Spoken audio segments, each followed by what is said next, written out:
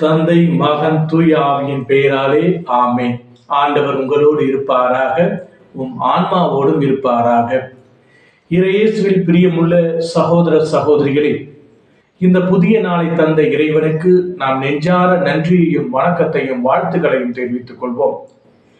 இன்றைய நற்செய்தியானது மத்தேயு எழுதிய நற்செய்தி 11வது அதிகாரம் வசனங்கள் 11 15 முடிய உள்ள வசனம்.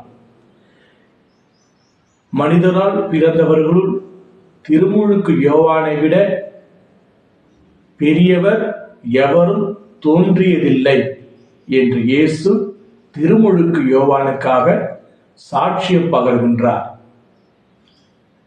விவிலியத்திலே திருமுழுக்கு யோவானை பற்றி மிக தெள்ள தெளிவாக கூறப்பட்டிருக்கின்றது.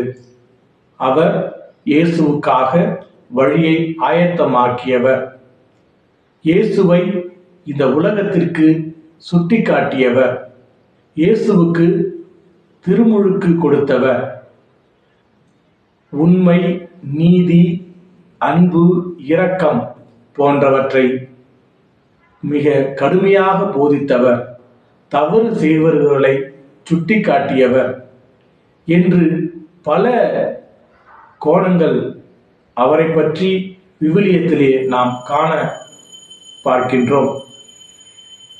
இறையேசுவில் பிரியமுள்ள சகோதர சகோதரிகளே, நாமும் ஒரு இறைவாக்கினராக மாறலாம். எவ்வாறென்றால், இறைவனுடைய சித்தத்தின்படியும் இறைவாக்கின்படியும் வாழ்கின்ற பொழுது அன்பு, அமைதி, இரக்கம், உண்மை போன்ற நற்பண்புகளை நம்மில் வளர்த்து கொண்டு இறையேசுவுக்காக நாம் சாட்சிய வாழ்வாக வாழ்கின்ற பொழுது நாமும் ஒரு இறைவாக்கினரே, நாமும் திருச்சபையில் ஒரு பெரியவராகவும் வல்லமை உள்ளவராக மாற முடியும் என்பதற்கு திருமுழுக்கு யோவான் ஒரு உதாரணமாக திகழ்கின்றார்.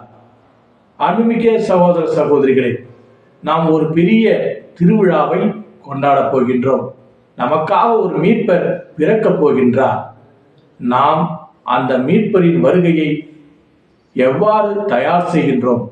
திருமுழுக்கு யோவானை போன்று தூய உள்ளத்தோடும் தூய சிந்தனையோடும் ஒருவர் அன்பு செய்து ஏற்றுக்கொண்டு பக்தியோடு தயார் செய்கின்றோமா?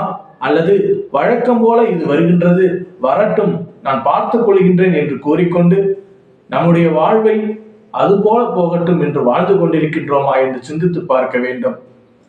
அன்புமிக்க சகோதர சகோதரிகளே, இந்த புதிய நாளிலே இறைவனுடைய கரம் பிடித்து நடப்போம். இறைவன் நம்மை ஆசீர்வதிப்பார்.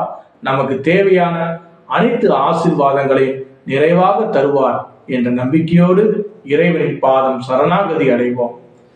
எல்லாம் வல்ல இறைவன் தந்தை, மகன், தூய திரு ஆவி உங்கள் அனைவரையும் நிறைவாக ஆசீர்வதித்து வழிநடத்துவாராக. ஆமென்.